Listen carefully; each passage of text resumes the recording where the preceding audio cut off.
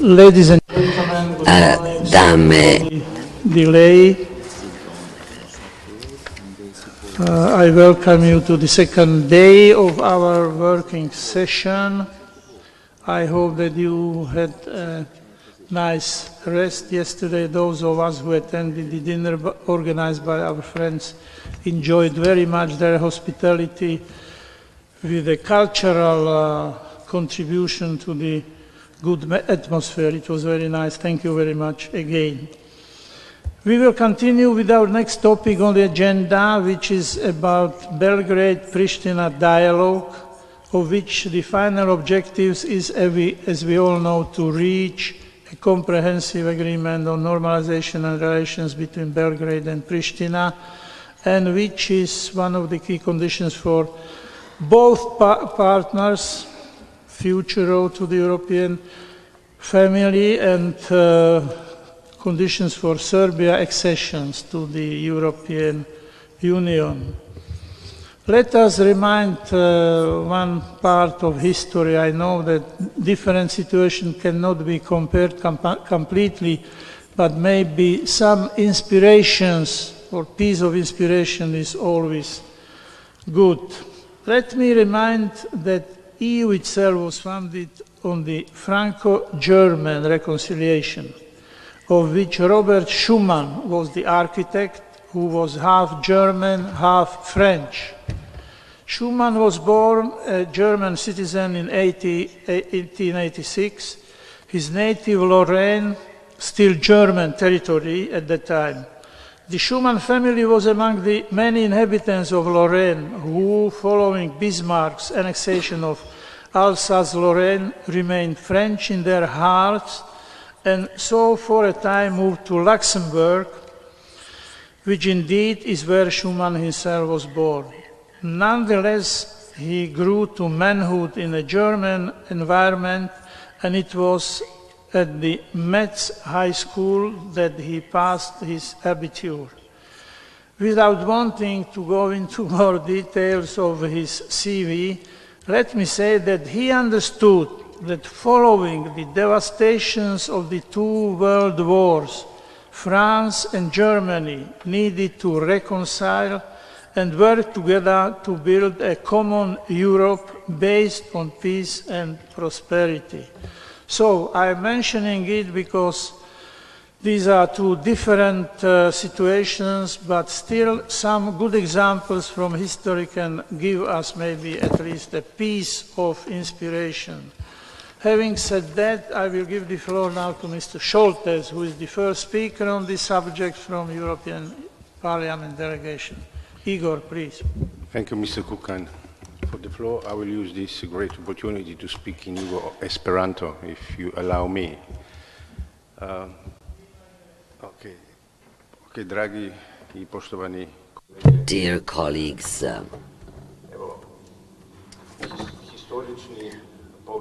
the historical perspective is a very important one, as Mr. Kukan said, owing and on the basis of some historical fact, we can learn something and see before all that the only solution in solving problems is the peaceful and consistent way, which will not be grounded on conflicts or conflict principles. So, as you know, in Pristina-Belgrade dialogue, a lot has been said and written, and we're talking here about a process which is not easy by no means, and we know that there's a lot of emotional and irrational issues that need to be resolved and considered from different sides. So there's no easy solutions, and any compromise that will be established and reached, that would mean that no one will be an absolute winner, but no one will be absolute loser. And this is the assistance of and help of the EU, especially the European Commission and Mrs. Mogherini, who has over the recent times has invested a lot of energy in the attempt to organize the trialogue, because Vučić, Thaci and Mogherini to find a possible solution and direction towards the solution. So on the basis of the Brussels agreement, there's still some and every year when we talk about this topic, we always mention the obligation of establishing community of Serbian municipalities and commitments of and obligations that have not been met by the other side. But with reaching this agreement, we will be able to go forward if all commitments are met. The situation at this point of time is changing. Since a month and a half ago, it might have seemed there was a rather great optimism in the air, and we thought that we could move forward. But then, owing to different reasons that you are acquainted with, the things sort of reached a standstill and stopped evolving. I certainly hope that all parties will try to find a new possibility, a new solution, to find the space and time for the meeting of the two presidents and the representatives of the European Commission, and to turn a new page in negotiations, talks, both when it comes to time and to show a willingness to make a step forward. No one can at this point of time say what the solution will be. There are many ideas on all sides, and with time, we're trying to strengthen cooperation in the economic cooperation, culture, cooperation, and cooperation in the area of sports, which can be funded by from the EU funds. One of such approaches could affect and influence to increase the standard of living in the two environments, and which would lead to the relaxation of relations. That is just one of the many ideas that are on the table. But I believe that all sides should invest a lot of energy in order to find a window of opportunity for finding a final solution. At this point of time, and I said this, there's no magic stick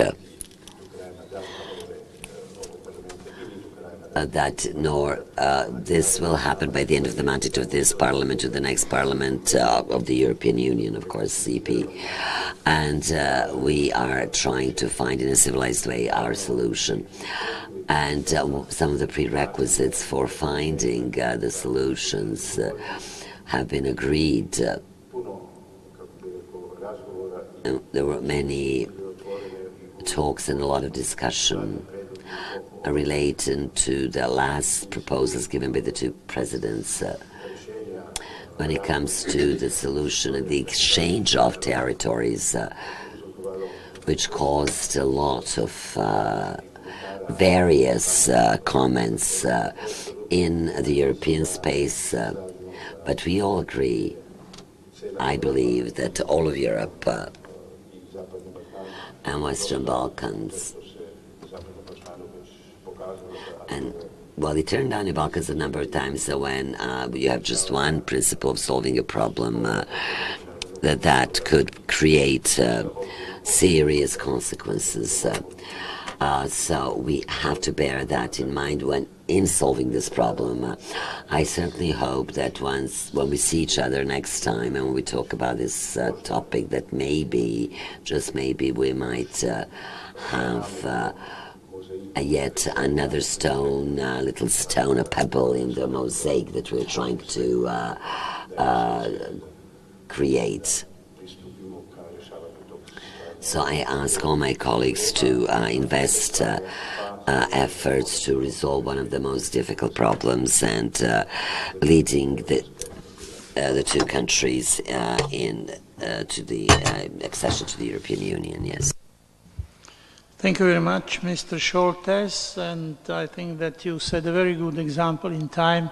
He was speaking for 6 minutes. I would like to ask all the incoming speakers to use this time, 6 minutes. I will remind them when it is more than 6 minutes. Next speaker is Mr. Stojmirovic.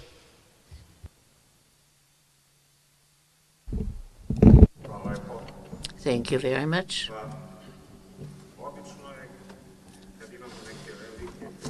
Usually when we have major, big, formidable problems, we choose the wisest, the strongest among us to solve them. That is why I believe that the choice of Mr. Scholtes, the election of Mr. Scholtes was a consequence of this approach, because he is somebody who can help us solve this problem. It is quite evident from what colleague Scholtes has already said, and also from practice and from the reality of the life that we are living, that this is a problem that we will not be amenable to any easy or quick solutions. We have a proverb which says, make haste, make waste. So we have to bear that in mind. We don't want to have a solution that will be much more difficult and much worse than the situation which obtains today. Irrespective of the fact that none of us can be objective to the desired degree, not to be in favor of one's own side, I still can say without any hesitation that in this concrete process of reaching agreement, Serbia has been the correct side. Serbia has been the side which tried to fulfill everything or almost everything of what had been agreed in Brussels, whereas the other side did not exhibit such a will, and which is more difficult and worse in terms of this process.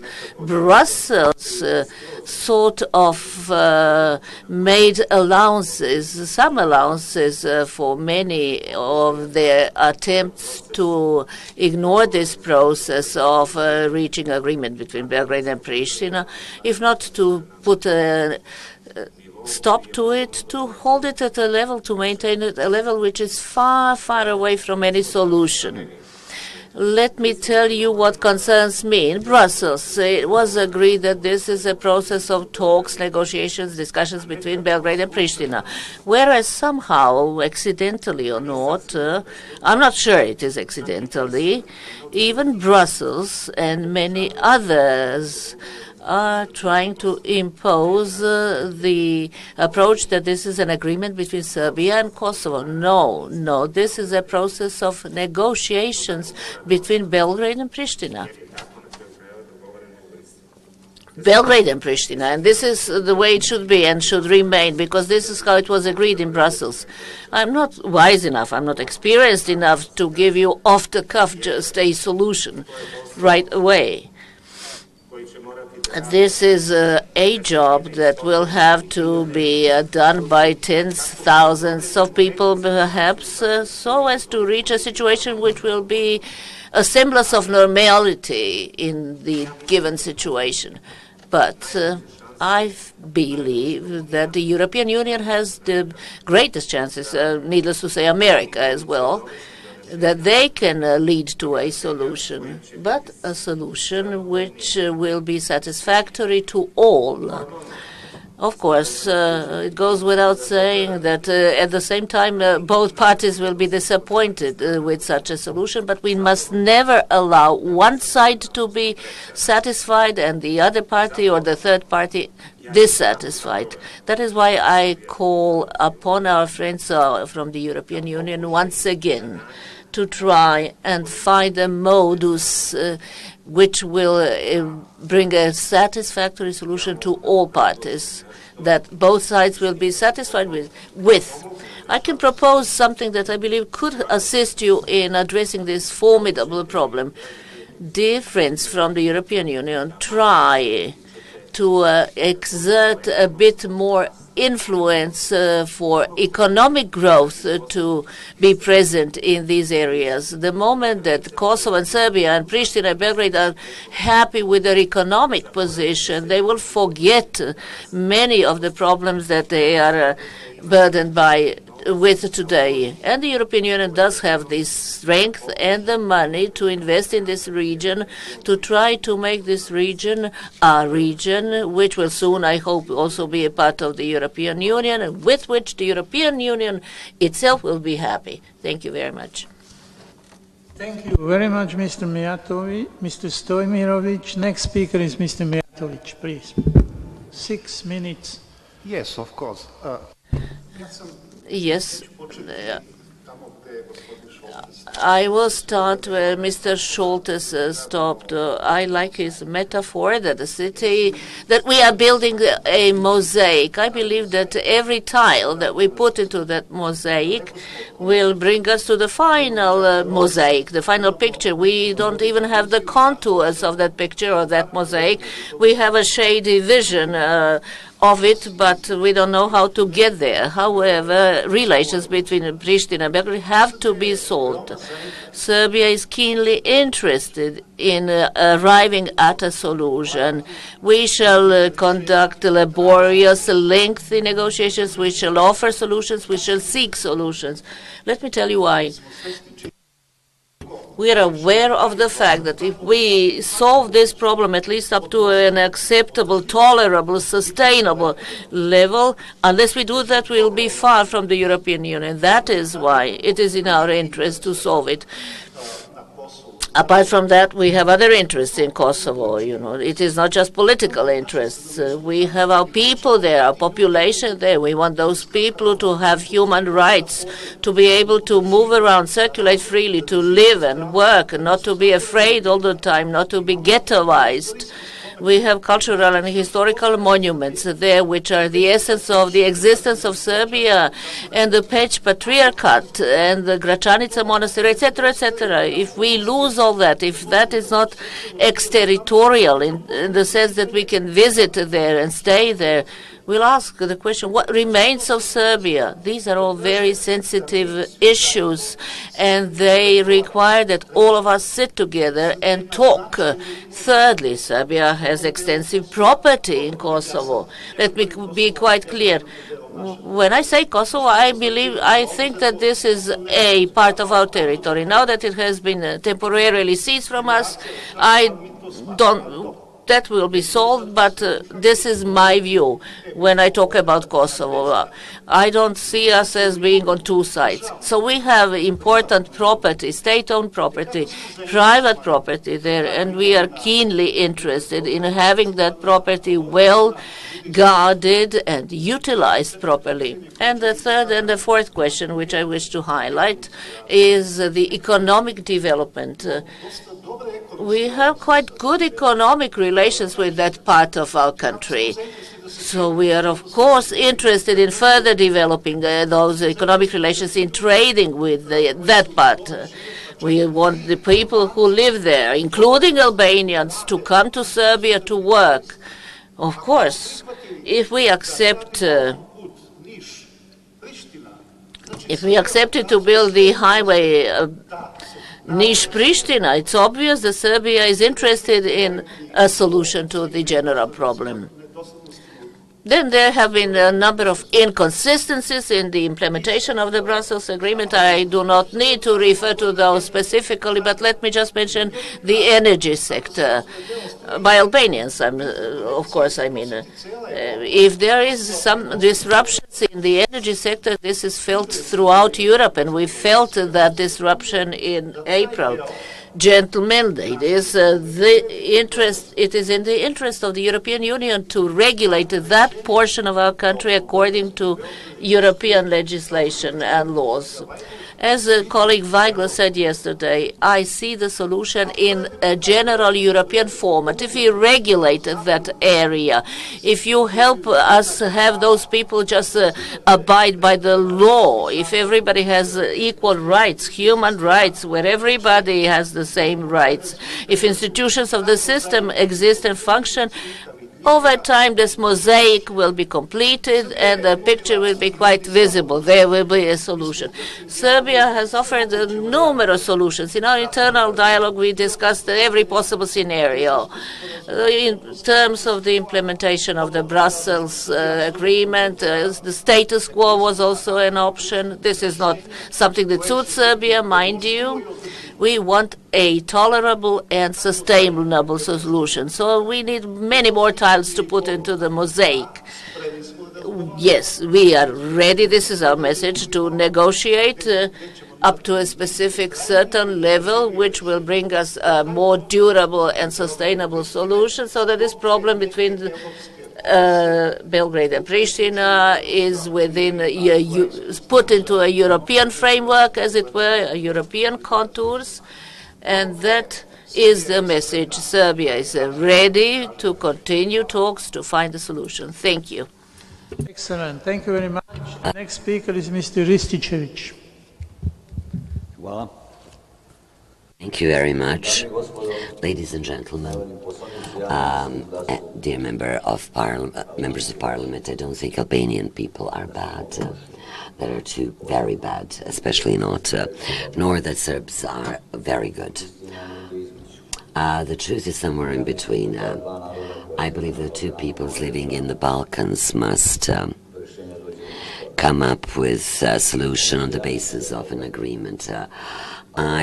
What I think is a problem, and I would like to remind you, is that UČK, or the Kosovo Liberation Army, KLA, were a terrorist organization, and you want to turn leaders of the UČK into peacemakers and leaders, and this is why you have a problem in communication. It's very difficult to communicate with people, understand each other, with people with created war formations and military formations, bearing in mind that they were paramilitary troops and formations when they were established. So it's very difficult to negotiate, to communicate with people who have grown in a conflict, in war, and who want to continue the conflict. The problem with Albanians is they want to represent themselves as both winners and victims in the wars, which is after the war you're either one or the two, but Albanians want to be winners and victims as well. And the truth is probably quite different. Serbia does not want to create conflicts. I did not vote in favor of the Brussels Agreement because I didn't believe at the time, nor did I think that it would be implemented. And you can check this out on the basis of the recording of this parliamentary session, when I said that it would be difficult to implement it, that the Albanian party would not express the will to implement it. Unfortunately, I was right. But you do not arrive at peace with war, but on the basis of an agreement sooner or later.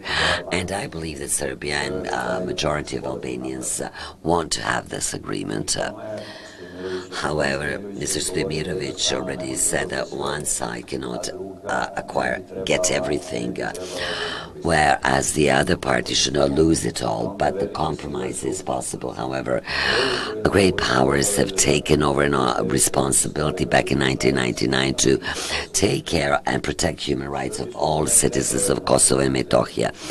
I think the Serbs were they are blamed for ethnic cleansing unjustly. Actually, if you take a close look to what is happening in ex-Yugoslavia, Serbs were mostly ethnically cleansed. So I don't think ethnic cleansing can be the mistake of just one side. 400,000 persons were left Croatia, and they're missing of Serbs, yes. And they were mostly Yugoslavs, and actually Serbs who believed in Yugoslav peoples, Yugoslav nation. They simply were erased from the territory of Croatia. 400,000 Serbs are not longer living, and in Bosnia and Herzegovina 500,000 Serbs were disappeared. We had 100,000 Serbs in Sarajevo. Nowadays there's less Serbs than Chinese, even though, please do not get me wrong, I have nothing against Chinese. And in spite of all this, it turns out that Serbs conducted ethnic cleansing, and they were actually victims. And when we win and when we lose with a complete loss. We are against conflicts. I believe the compromise should be found. We are for economic cooperation, political cooperation, in order to have a better communication and turnover, a movement of people, capital. And I believe that all people have the right to freedom and security and safety. If you believe that Serbs have this in Kosovo and Metohija, I say no. As far as cultural heritage in Kosovo and Metohija, you have to pay particular attention within any kind of negotiation, all three sides, because I don't think that persons who destroyed Serbian cultural heritage and monuments in the March events. I would not advise Albanian side to start conflict, because we know it's easier to avoid a war than come to resolve it and come out of the war. So we do not want any kind of conflicts, any kind of wars. We would like to have an agreement which would be mutually beneficial for both peoples, but it would be beneficial and in favor of Balkan peace and global peace, because none of the conflicts, no matter where they are, should be underestimated.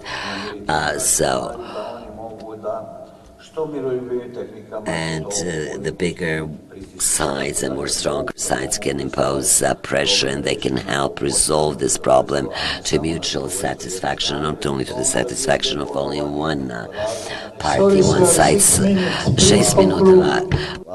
Thank you very much. Now, thank you very much. Intervention from the floor. First, Mr. Shormas, 2 minutes, please. Of course. In the 2 minutes, I'm going to say something about the present situation in the Western Balkans. I think we see it through a wrong lens, including Brussels. And that's why we're in such a situation. I showed Mrs. Bayam results of a survey done by Harvard University, including 300,000 people about racism. And the state which is least racist is Serbia in Europe, according to this survey. And then it's Slovenia, and then Croatia, which speaks about Western Balkans, what it is really like. It's one of the tiles, one of the pebbles of the mosaic that that Mr. Scholtes mentioned. We have three big peoples or nations, Serbs, Albanians and Croats, and I will tell you now, and I claim this and I say this, that none of the three people's problems have been resolved, nor their relations among themselves. I would remind you of the elections that took place in Bosnia and Herzegovina, who was the least satisfied peoples, Croats. They say that Bosniaks are electing Croatian representative in the collective presidency, and relations between Serbs and Albanians and Serbian-Croatian relations have not been resolved, and further afield. So Western Balkans is still a problem, and we need to be these problems have been resolved in a more active. Serb-Albanian problem has to be solved, and we need compromise. But Western Balkans will be peaceful only when Serbian-Albanian relations are resolved. We have one part of the solution in view in Macedonia. We have to solve the problem between Belgrade and Pristina. And unlike my colleagues, you coming from the EP might not like what I'm going to say. Yes, Brussels agreement should be implemented and discussed, but I rely on elections on the 6th of November in one of the countries, and I believe that these elections, after these elections, the talks that we, Albanians and Serbs, must reach with the support of all our friends. But once we agree among the two sides with this support of all friends, it will be better. I hope that we will reach this agreement by the end of this year, and after the elections on now he says 5th of November, and then we're going to have the EP election. Thank you very much, Mr. Shormas. Any other requests for the floor? That is not the case. Thank you very much. We smoothly go to agenda item 7, which is foreign security and defense policies and cooperation. The first speaker will be Mr. Weigl. Thank you, Chairman. It is sometimes indeed necessary to lock horns or for these things to happen in order for the atmosphere to clear, so as we did yesterday. But I believe that today we can continue to discuss this in this cleared atmosphere.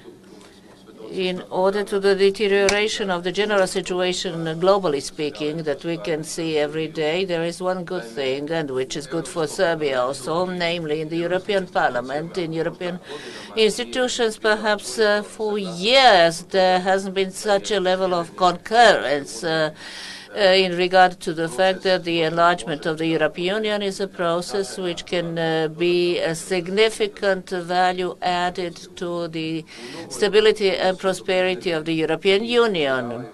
The Bulgaria and Austria, as presiding countries in the last two terms, contributed to this very much.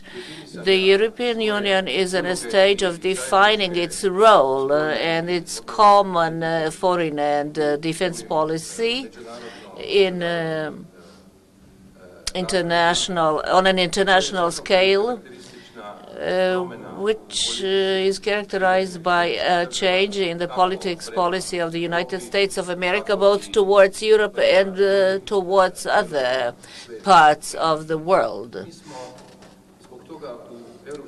Because of that, we in the European Union are very busy trying to define and reinforce the European Union in the field of defense, cyber defense, in the area of the necessary instruments needed for the emancipation of the European Union, in finance, in the budget, and so as to build a modern and efficient infrastructure, etc., etc.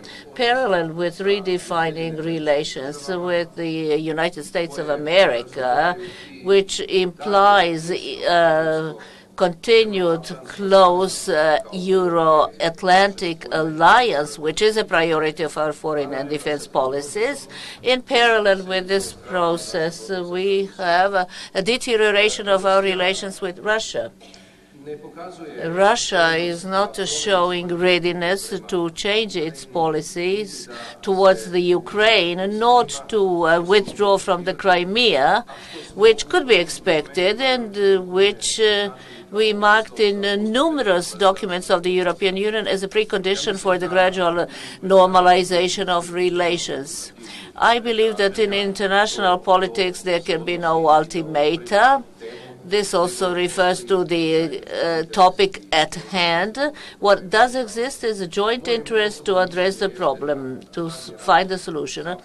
I believe that the Cold War between the West and Russia is not in the interest in Europe, which is why we must do our best to maintain a two-track policy, a two-track policy. On the one track, we should deal with all defense and foreign policy questions. We should reject aggressive Russian interference in the internal affairs of neighboring countries and also abidance by international law. When we talk about the foreign policy options of the European Union and the role of the Union in this changing world, I believe that it is only fair for me to warn of the trend of growing populism and isolationism and racism, which I'm afraid will play a specific role also when it comes to the elections to the European Parliament next year. The stronger movements in the political spectrum of the European Union will logically be reflected also on the foreign policy options of the European Union. And I'm afraid that that will be at the expense of our policy of enlarging the European Union. As regards events in the southeast portion of Europe, or Western Balkans, if you will, this area is obviously becoming a territory for global and geostrategic rivalry and competition of the big powers, which is why we are concerned.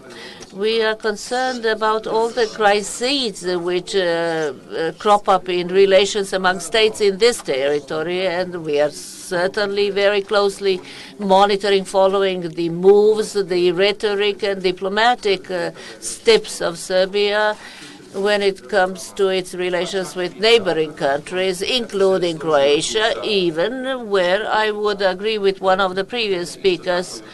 I am still troubled, upset by the fact of what has happened to the Serbian people in Croatia.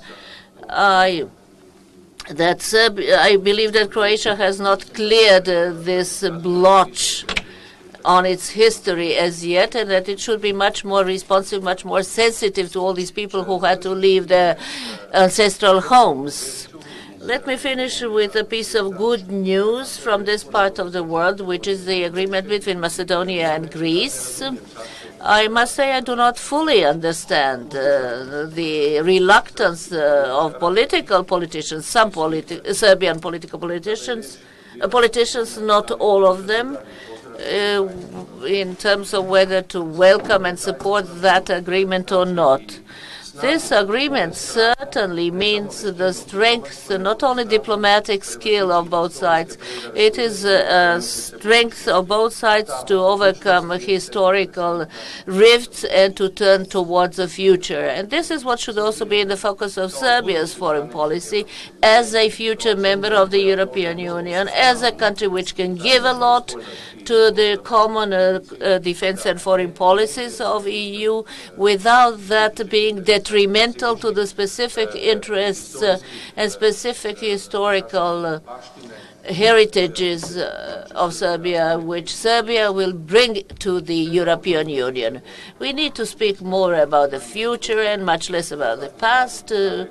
The young generation should be informed that the greatest value in the world, the supreme value, also when we talk about foreign policy, is the struggle for peace. Thank you.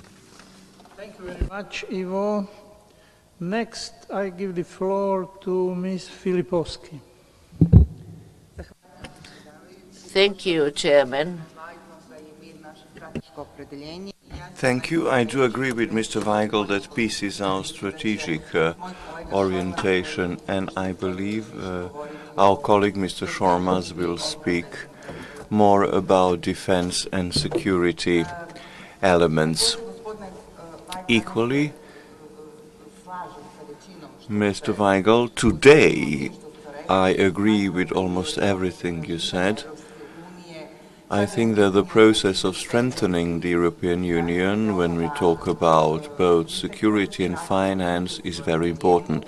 We are monitoring, following this process. We try to participate, and all positive and negative elements that are taking place in the Union are having their reflex here with us, both Serbia and Western Balkans.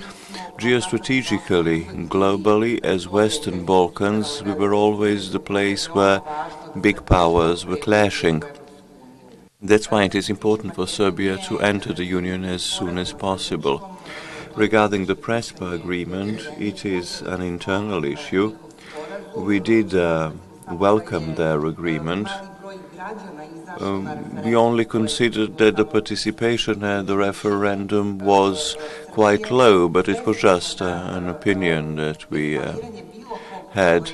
We are fully aware that blowing up any problem in the region, in any state, is affecting the entirety of the Western Balkans.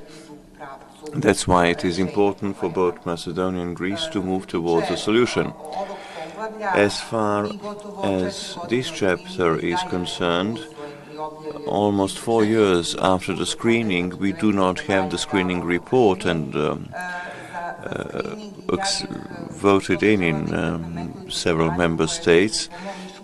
So I would like to stress several things which I think are important for the countries, member states, which did not give the green light for this chapter to be opened. Serbia is the first country in the region that started to harmonize its strategy of national security and defense with the global strategies of the EU, simply because we see our security interlinked with the EU security. We share most of the security challenges and threats with the Union. Serbia is taking an active part in the fight against new challenges and threats endangering Europe, like managing the migration and fighting the terrorism, which are examples in the case. Most recent thing regarding Chapter 31 is that we are finishing the final phases of adopting the strategies of national security and defense. The government is finalizing these documents, and we have two new things, two novelties in these strategies. Namely, that European integrations and EU membership are defined as national interests of Serbia, and Serbia is the first country in the region harmonizing its strategic documents with EU global strategy. And I expect that both of these strategies would be adopted in the last trimester of this year in the Assembly, or at least tabled in the Assembly. I also want to stress that the drafting of the law on foreign affairs, which among other changes would define new responsibilities of our foreign ministries in keeping with the European standards. This is in the final stages, and we expect this law to follow the pipeline towards Parliament. Also, in the domain of the foreign policy, Serbia stands firmly determined to improve regional cooperation with all the countries in the region in order to promote the peace and improving of economic cooperation.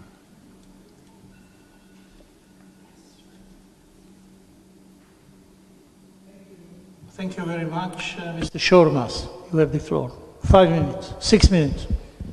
Less.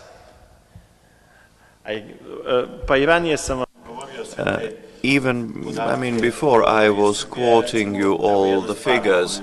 Serbia, one thing that is fresh from this month, maybe, I don't know whether you were informed about it, one of the biggest NATO exercises took place in Serbia, beginning of this month, near Belgrade. It was a civil protection exercise. 40 countries participate, 40 nations, and it is the disaster response exercise. Disasters like floods, earthquakes, fires, and so on. Serbia is very active in that domain as well.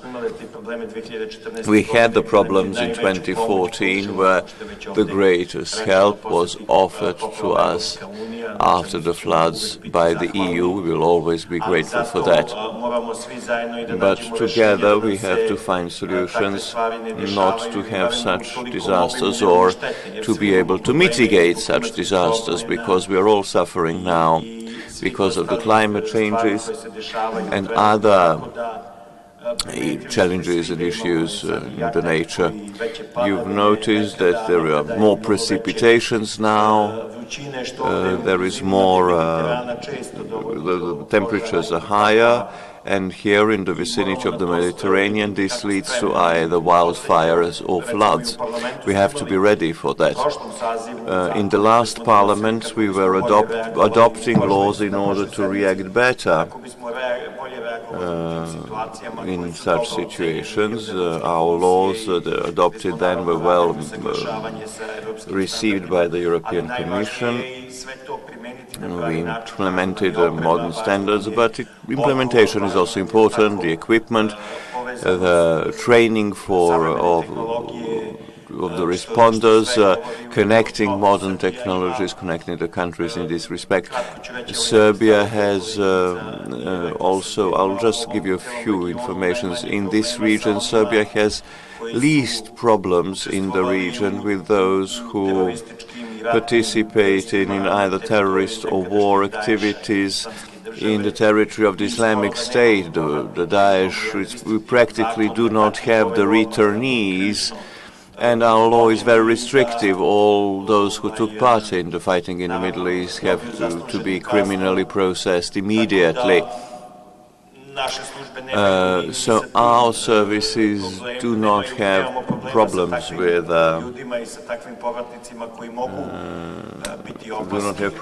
such returnees which might be dangerous. They're prosecuted, but we are not the only ones in the region, unfortunately, and they can import the problem. Sadly, Kosovo, which we are discussing, I mean, European security services and the US security services are openly speaking about that. There is too many returnees, too many of those in Kosovo who participated in the war in the Middle East. Also Bosnia and Herzegovina, and these phenomena can destabilize the region. And these can cause problems, and we have to collaborate there. We are having very good cooperation. We participate in everything which we might put under the umbrella of European security. But I have to give you my personal opinion. It is not good. We have to find a compromise. We have to talk with our transatlantic partners, namely the US. I think Europe is much safer, better, wider the cooperation with the US is. And this was proven in practice. We have to acknowledge American cooperation, transatlantic cooperation, contributed to the European peace. Before the transatlantic coalition was formed, we had so many wars all over Europe. After 1945, this was reduced. Unfortunately, our part of Europe had its share of wars, which should have been avoided, but fortunately Europe didn't have any wars since 1945. Serbia will continue being a credible, loyal partner to the Union in the security domain. This never comes under the question mark. We do have the policy of military neutrality as a state, but this does not mean that we cannot cooperate. We are contributing to the nascent European forces. our units are ready to be part of the European task force. In Greece, we have this 1st battalion. Serbia took part in these activities. This will not be a problem. In the future, Serbia will always try and give its best to be part of the European security system. Thank you. Thank you very much indeed. Now I give the floor to Mr. Hökmark. Thank you very much. I have a very short reflection, and that's about the nature of the threats and the requirements on a European security policy. Today you can say that free democracies and sovereign states with the rule of law, they have one threat, and that is those who would like to undermine the rule of law and the freedom and democracy. And we are very often talking about security policy and defense policy and foreign policy in the framework of the old logic, of the Cold War logic, when this was more or less only about territorial integrity versus the threats of military invasions. These threats are, as we can see when we look around the world, still relevant. I mean, we have a war going on in Ukraine, we have wars going on in far too many places all over the world. But we do also see the scale of a lot of other activities and interventions in order to destabilize countries. We can see it from Salisbury in the UK, or cyber hacking in the Netherlands, or cyber hacking in a lot of other countries. I mean, in the United States as well as in Germany, and clear strategies in order to support ethnic conflicts or tensions between people in different countries, supporting extremists of different kinds. This is a warfare going on in the time we are living just now. It's not a threat coming up in the future. It's a part of the reality we are facing today. And in this context, there is no room for being neutral or non-aligned, as Sweden was once upon a time and Serbia was once upon a time, because if you are a free and open democracy, then you are threatened by those who want to undermine that. That is the reality that we are experiencing just now. And that do also mean that the European foreign policy and security policy is not only about our military capabilities, it is also about our ability to keep together versus those who would like to undermine it. I'm speaking about Russia.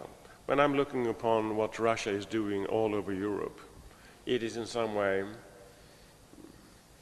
you get surprised when you're looking at the whole of it, from Salisbury to Germany to Sweden.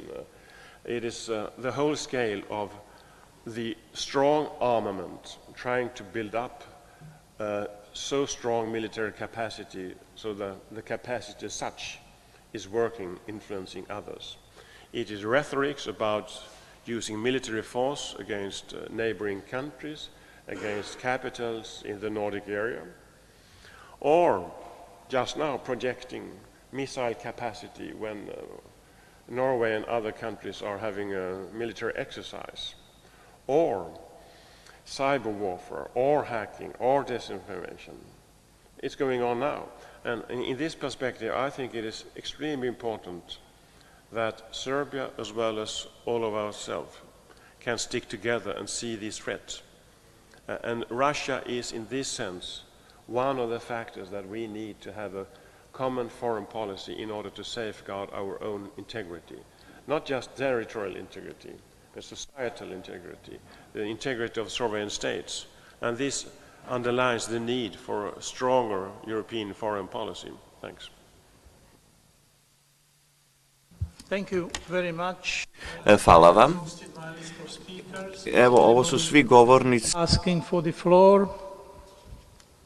If it is not the case, we can wind up this agenda item and smoothly start agenda item 8, EU pre-accession assistance to Serbia.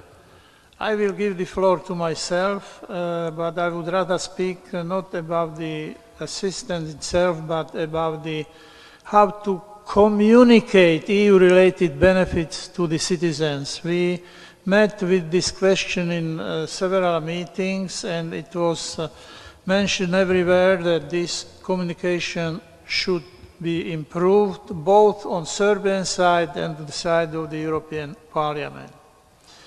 Latest polls I saw show that 55% of the citizens support Serbia's EU membership, while the percentage of citizens who are opposed has decreased to 21%. Unsubstantial statements used by Serbian political leaders, however, to appeal to their electorate still remain strategic communication problem. The recent increase in citizen support for EU accession is a positive development, but at the same time it is key that any inflammatory statements about the EU are avoided. The EU is by far biggest donor and Serbia's #1 partner in supporting development and ongoing reforms. This deserves to be better known. During our SAPC in Strasbourg, you may remember we had a presentation by a research fellow, Christopher Hartwell, who presented a study on Serbia's relation with China, EU, Russia, and USA. This study addressed, among others, the false perception of Serbs, for instance, on the economic impact of Russia in Serbia, which in reality is dwarfed by the EU and other actors, and hence the need for both the EU and Serbian authorities to better communicate the importance of the EU to Serbia already today, and to explain the benefits of both the EU integration process as such and the future EU membership. Likewise, the latest biannual edition of the public opinion poll on European orientation of Serbian citizens, conducted by the Serbian Ministry of European Integration, reveals to what extent Serbs are not aware of what the EU is doing for their country. Finally, a last word on the need to fight the fake news. As you know, it is a strategic priority also in EU, in all our countries, and in the European Parliament as well. So we think it should be in Serbia too. Non-governmental organizations show that Serbia, like many other countries in the region, has a poor ranking in the new Media Literacy Index 2018. It is 31 on the scale of 100. When it comes to trust others, another predictor of resilience to the post-truth phenomenon, Serbia has the lowest score of the 31 countries listed. Consequently, the Serbian society is particularly receptive and vulnerable to the fake news. Fake news in Serbia is spread mainly through the tabloid press. Again, NGOs finding on the basis of gathered information in May and June that in this case of Serbia, no source was provided for 33% of media content, and the content was mostly pro-Russian and anti-US. Therefore, it is all the more important to keep track and expose the fake news. That's my small contribution to the discussion on this agenda item, and now I give the floor to Ms. Tomic.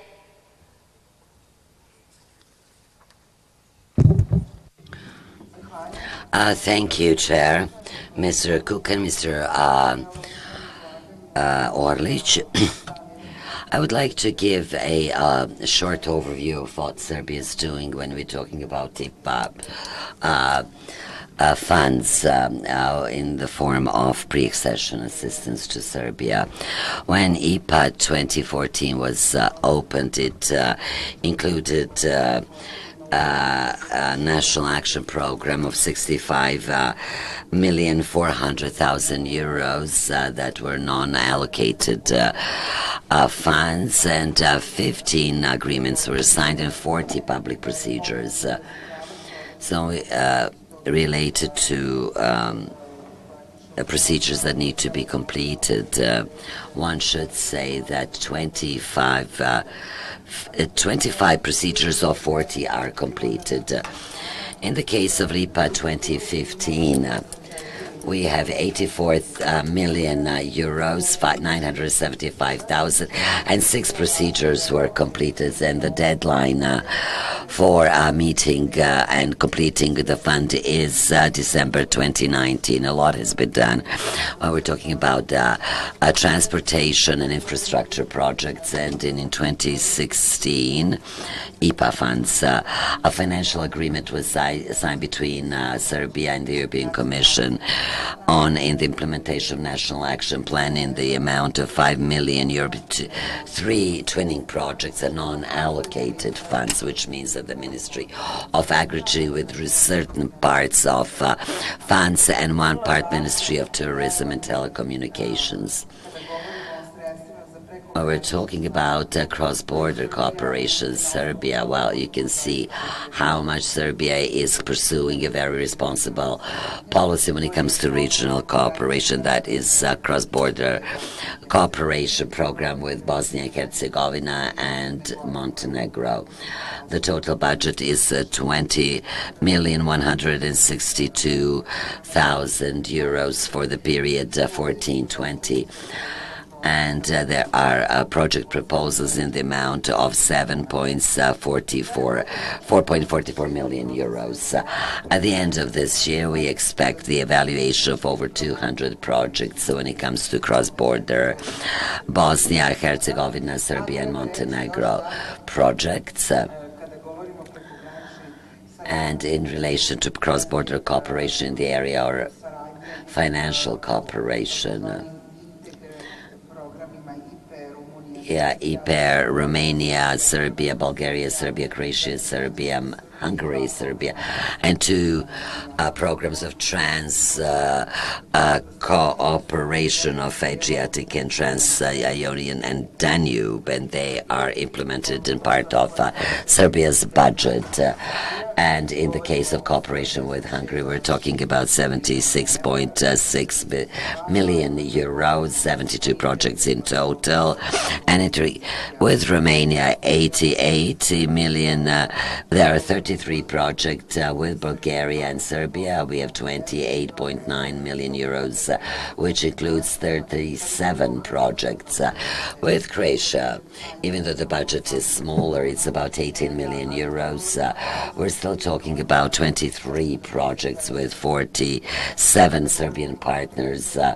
Interreg Danube Transnational Project, the budget amounts to 276 million euros, and Adriatic Union 117 a project, and here we have 14 projects. There's an office in charge of auditing and managing of European funds. And the government of Serbia made a decision in 2015. A program of finance management was established, and this office in charge of carries out full oversight and control and submits and reports to the European Commission on the spending of the said funds. In cooperation with the state audit institution, they do external control of managing public finances related to these projects and the funds earmarked for the projects. Dušica Stojković will talk about the benefits that Serbia's citizens have from these projects. They would not agree that Serbs are not aware of how much EU is investing into Serbia, because this support of 63% and more speaks in favor of the fact that Serbian citizens recognize investments from member states of the EU, which is about 66%. The contributions from the EU funds is reflected through the reconstruction of schools, hospitals, local governments that actually conduct the said projects. So we're speaking about fake news. The time has come when digitalization is the process and part of globalization is present anywhere and everywhere, and we are faced with IT bombing. Many media, electronic and printed media,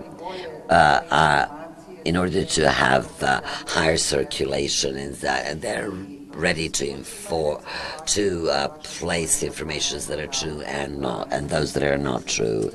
There were 73 incidents were recorded in Serbia by the journalists, and 5 million Serbs want to move to the member states because of their economic situation. We have 7 million citizens altogether. So I'm just trying to give you an example of fake information. So there's an ocean of information, and we have to find a path through a forest, through the woods, in order to find out what the real truth is all about. And it's a very difficult job for all of us, and especially for MPs. So I would not agree that stabilization of Serbia is there to spread fake news, because we would not have such high and great support on the European integration process in Serbia. So when you hear various information from different stakeholders, which we accept as truth or not, but nowadays it's very important that awareness and transparency is great as possible, to hear both sides, in order to have perceptions about what is actually happening in Serbia. And this is our common task. And our committee as well. Thank you. Thank you very much. Hvala. Gospodin Đurić je sljedeći. Thank you, Ms. Chair. Yesterday said, and I said yesterday, and there's a difference in perception of Brussels and Serbian public, how Serbia is reaching or getting closer to European values, and there's a difference in perceptions, and obviously there is some kind of a reason which is not quite clear. If we want to promote EU values and integration, the best way to do this is to have no compromise and without political trade with fundamental EU values, because not a single politician, either in Brussels or in Belgrade, nor political objective, no matter how long-term it is, it's not worth more than fundamental EU values, and it should not be traded with, regardless of the fact that we might think that compromise is manipulation with election conditions that are happening on the day of voting, but mostly months and months before the actual election day is a fundamental European value, and we have to question the conditions of elections and election campaigns in all Balkan countries that are for people who are in power and who keep in power owing to such election processes. When it comes to freedom of the media, it's also another fundamental European value. It's the right of citizens to true information. And I would not blame internet and the possibility that anyone can place anything through that channel. There are different misinformation, fake information. It's paradoxical to not to mention affirmative information in the Serbian media, and it's frequently abused to show that in Serbia there is freedom of media in Serbia, because such texts are against nominally pro-European authorities. There are some examples that I would cite. Why is this kind of confusion and skepticism created in Serbian public? There are a few key questions or issues, and we need to answer these questions for the sake of Serbian public. By answering yes or no. Should Serbia recognize Kosovo in order to become a full member of EU?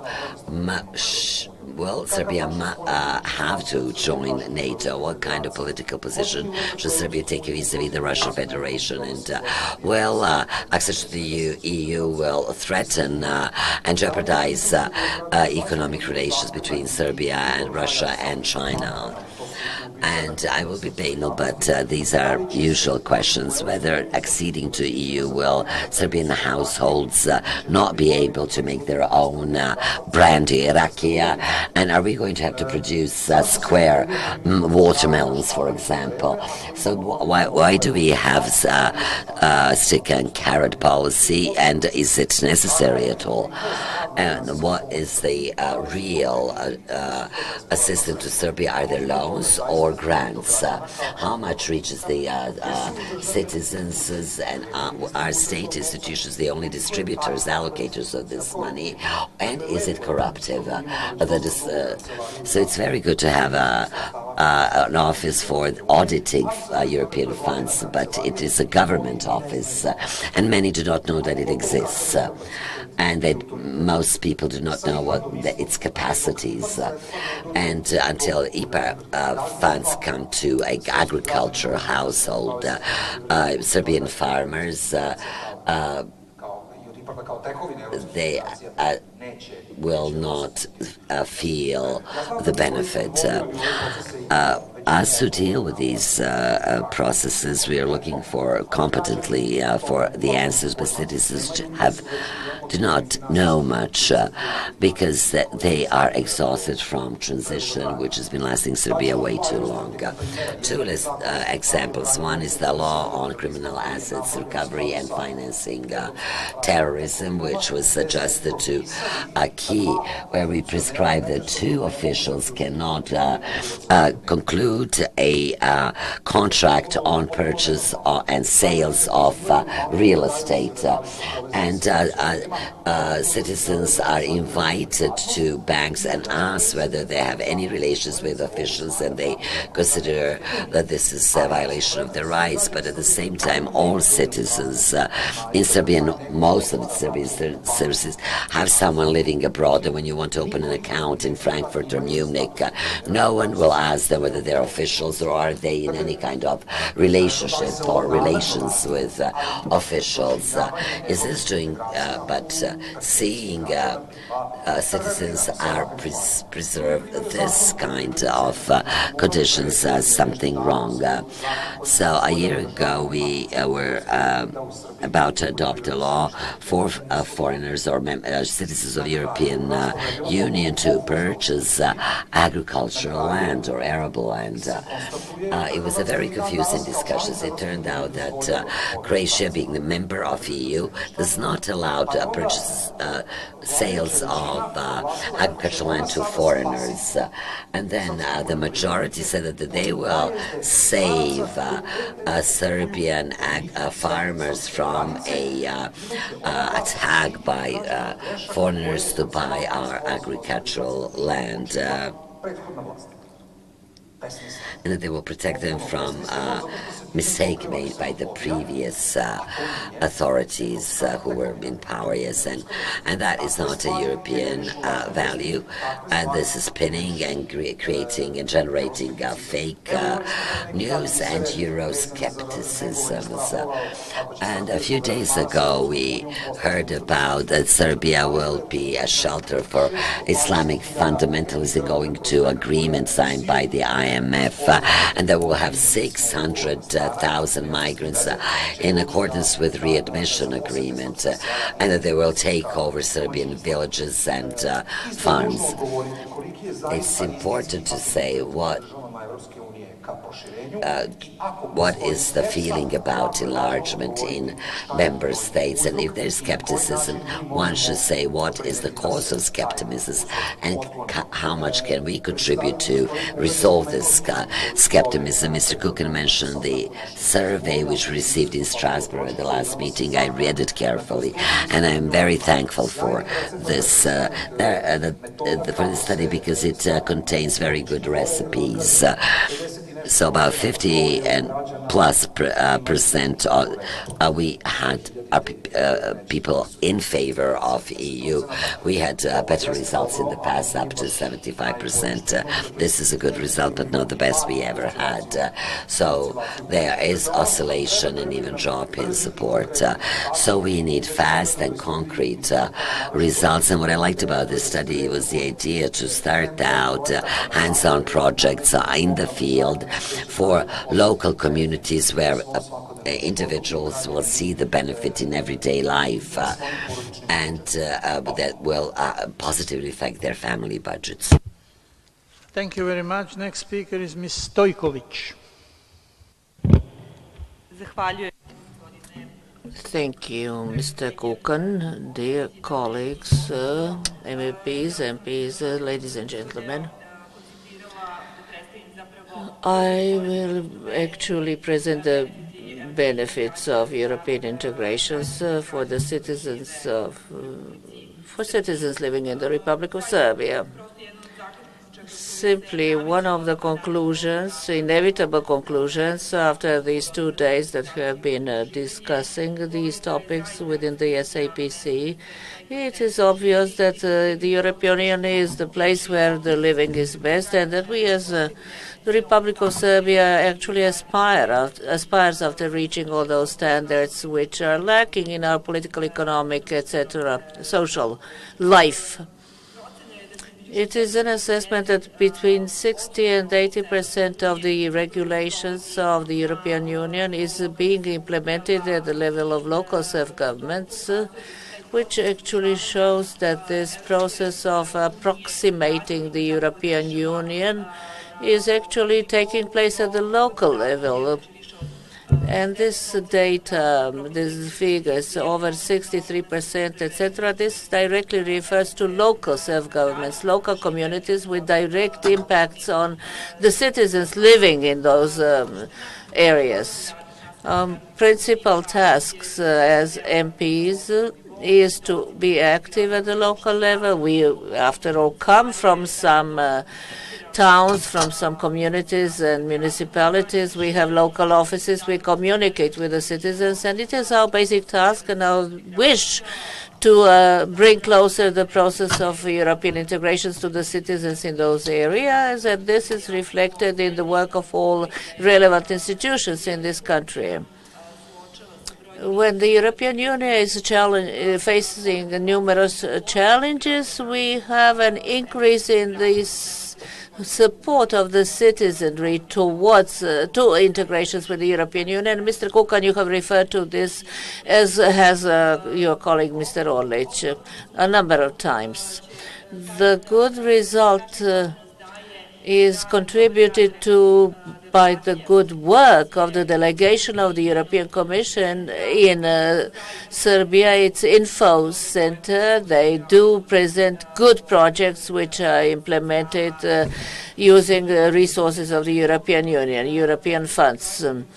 The projects of cooperation of the Office for Cooperation with the Civil Society also has very good projects. Europe for citizens, male and female citizens. This is a project that has been is being implemented for quite a number of years here. At the book fair we just closed, they presented a guide for the use of IPA funds in Serbia. This is a publication of the Ministry for European Integrations, which is a ministry which, in addition to the Ministry for the Protection of the Environment, indeed strengthens the capacity of our communication vis-à-vis the citizens. Also a guidebook, a manual for the use of EU funds in Serbia, helps our self-government bodies get funds and grants from the European coffers. There have been examples, there are examples shown of municipalities such as Veliko Gradište or Golubac. Just in Veliko Gradište, which is a big construction site, about 20 million euros is being used from European coffers, and this is a very good example of how best to absorb these funds. This municipality has adopted a proactive approach, and they will be doing other projects in the forthcoming period. So these are experiences, the kinds of experiences that we need for the next IPA 3, which will cover the next financial cycle up to 2027. I hope that and we expect as the National Assembly and all the institutions in this country, we expect and hope that there will be more money allocated to Serbia. We have heard encouraging statements by the chief of the EU delegation in Serbia, who says that the funds will be increasing by some 20%, which is now only a proposal. But it remains to be seen what will happen after the European elections and what funds will be approved. We conduct positive, affirmative PR campaigns every day, fairs, roundtables, in order to present successfully implemented projects which are financed from EU funds.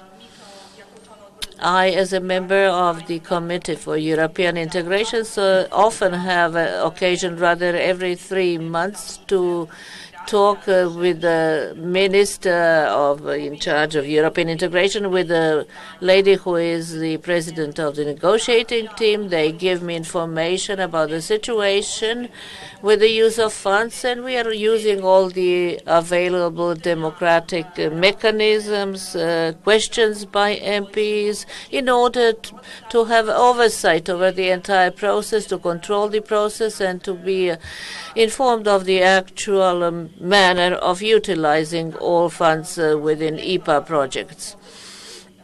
As I've already stated, all MPs have offices at the local level. We do our best to talk to the citizens locally, to NGO representatives, to representatives of the civil society, but also with young people who live in those areas in order to actually do away with negative, adverse trends such as the brain drain, to try to arrest such tendencies, to try to impress it upon them what the benefits of this process of reforms and European integrations brings. In conclusion, I should just like to say a few words about what colleague Juric has stated and what has been touched upon in the previous discussions, which is the spreading of false information. I wish to share some information that I received, actually that I myself arrived at following the news. The European Commission itself is now fighting against false and negative news. On the 18th of October, there was a huge meeting organized in Brussels, attended by all leading internet companies, which presented a plan of fighting this misinformation. Such giants as Google, Twitter, Mozilla, etc., presented a plan to the European Commission how to actually conduct the proposed code against false news. And Marian Gabriel the commissioner actually commended this action, which was actually carried out by these huge internet companies who undertook to propose a series of measures and activities in order to combat the further spreading of misinformation on internet platforms or via internet platforms. We will be monitoring the situation to see what the results will be and whether there will be any results yielded, whether the European Commission and its institutions will have sufficient capacity to actually take this through and to achieve results in this area. We in Serbia are also encountering this situation of having the spreading of false news and the misinformation. In fact, entire campaigns were waged and conducted against the vaccination of children in Serbia, as well as information aimed at spreading panic as in respect of the poor quality of the water in the Belgrade water supply lines and similar. So I will say that we shall be actually copy-pasting the proposals of the European Commission in terms of what the solutions they arrive at in order to fight this phenomenon. And my last sentence, Serbia hopes that by the end of this year, 28, we shall manage to open a very important chapter, chapter 10, which deals with the information society and the media, and we shall not allow that the opening of chapters stops. 7 chapters will be there when Austria is the president in office, and I do expect positive results in respect of the opening of new chapters by the end of this year. Thank you.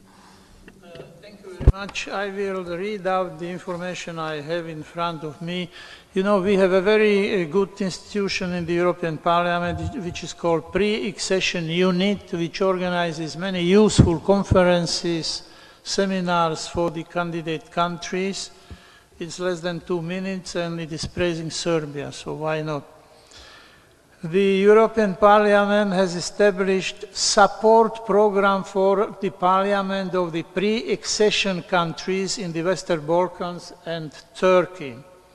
This program, whose annual activities are established in consultation with the parliaments concerned, aims at developing awareness of EU policies and of parliamentary democracy, human rights, and the rule of law. Its objective is also to promote exchange and cooperation within the region. It includes interparliamentary conferences, study visits by MEPs, and pre-accession fellowship for parliamentary staff in the European Parliament.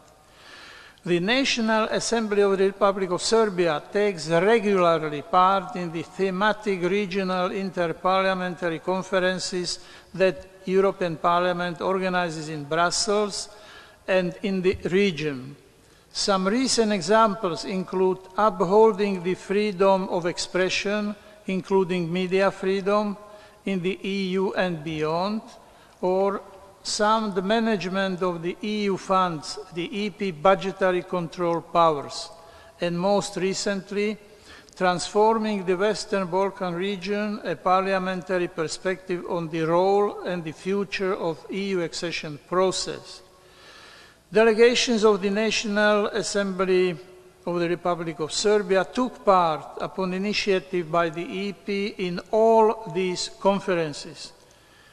The Serbian Parliament even hosted in Belgrade the conference on the instrument for pre-accession assistance in rural development, lessons learned and future prospects in April of this year.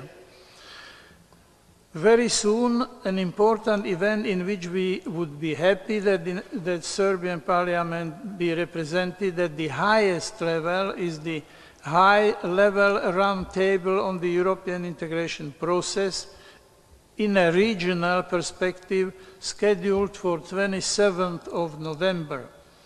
Building on the success of the first such event last year, delegation of political group leaders from all pre-accession parliaments will meet with EP standing rapporteurs to discuss the region's European future.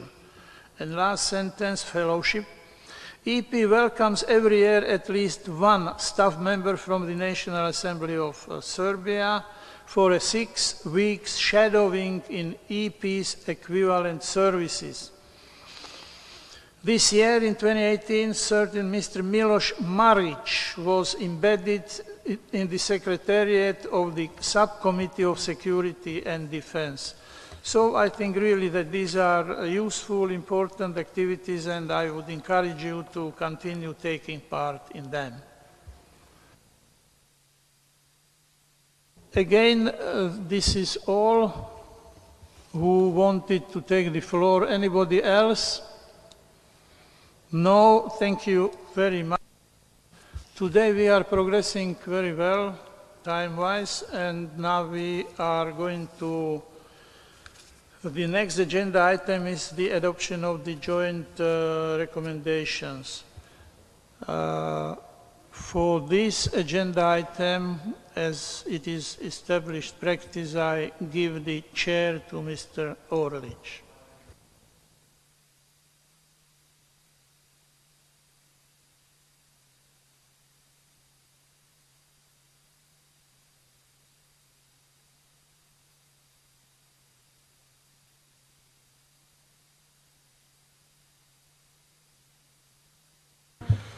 Zahvaljujem, dakle, na zahtev...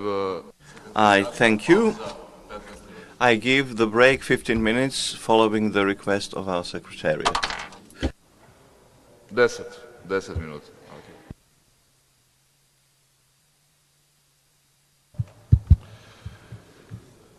Poštovane dame I gospodo. Ladies and gentlemen, we continue with our work after this little break. Both secretariats did circulate the amendments that we need to discuss. All the amendments are here, all the amendments submitted by the members of both delegations. We also have the voting list which we introduced on the previous meeting, where you can have the views of both co-chairs and also the content of the proposed compromises, where compromises were defined jointly by Mr. Kukan and myself. I'll give you a short recap after our joint work on the amendments. Of all the amendments proposed, we have judged as absolutely acceptable 3 amendments proposed by the MEPs, and the Serbian delegation accepted them without any further comments. We were of the opinion that whenever we can accommodate it, we would accommodate the opinion of every group. So we have adopted the amendment number 36, proposed by Mr. Daly from EPP. Also, we have completely accepted the amendment number 50, submitted by Mrs. Anderson from Social Democrats. Also, without any further changes, we have adopted amendment 51, submitted by Mr. Šoltes. And as far as the amendment that Serbian delegation proposed, amendment number 44 by Mrs. Tomic was accepted by Mr. Kukan without any further comments. Further on, we have proposed some compromises at several places. If you look at the list, I'll go down the list.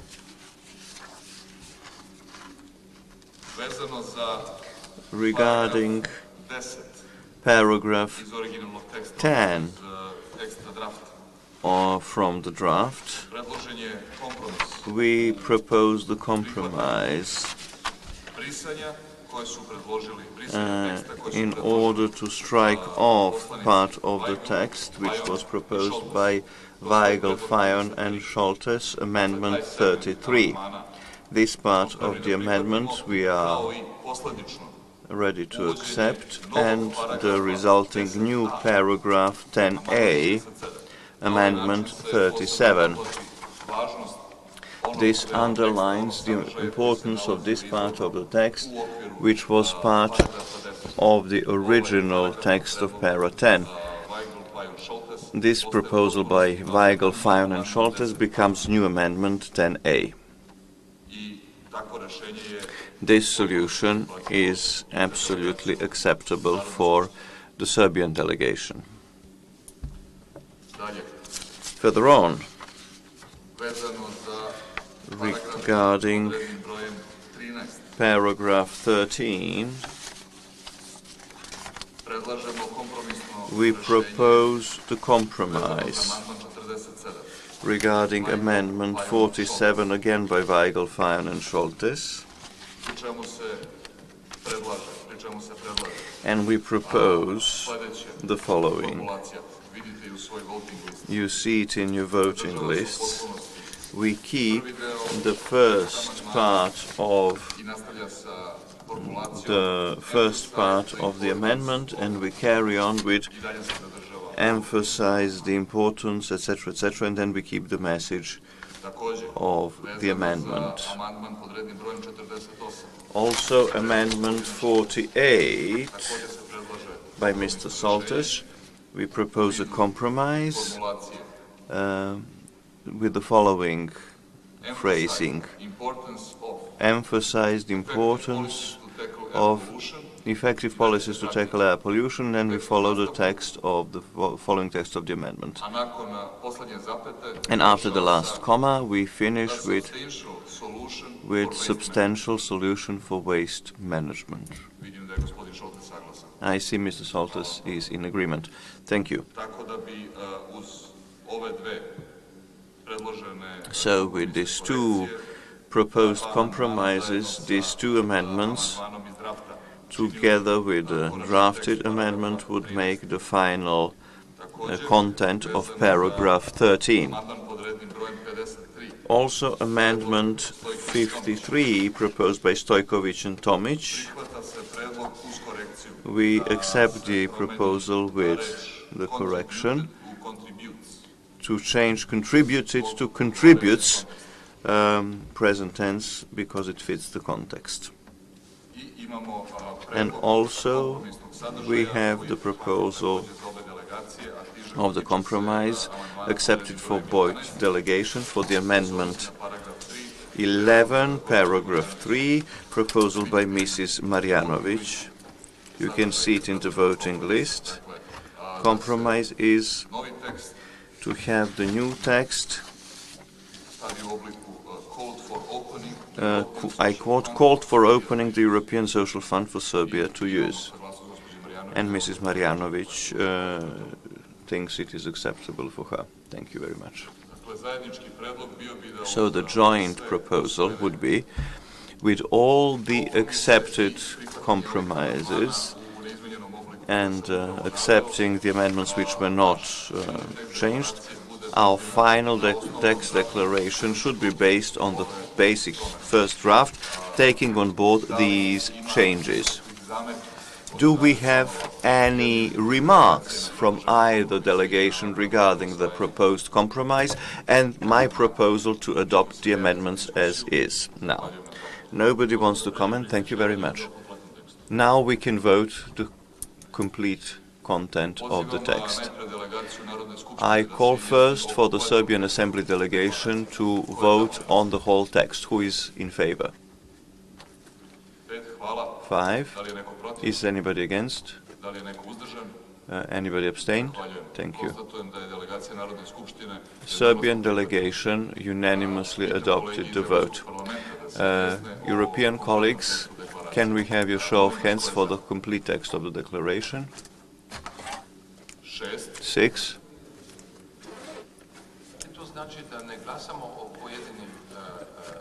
This means that we are not voting amendments particular. I've asked if anybody wants us to vote in particular for any solutions. I understood that the whole room accepts them, and now we are voting the entire text of the declaration. Are we in favor? European Parliament? 6. Thank you. Who's against? Abstained? 1 abstained. So I take note that the European Parliament adopts the declaration in total with 1 abstention and 5 in favor. So, following the rules of the work of our joint committee, I declare our declaration adopted following the amendments which were agreed upon. Thank you all. Next point of the agenda,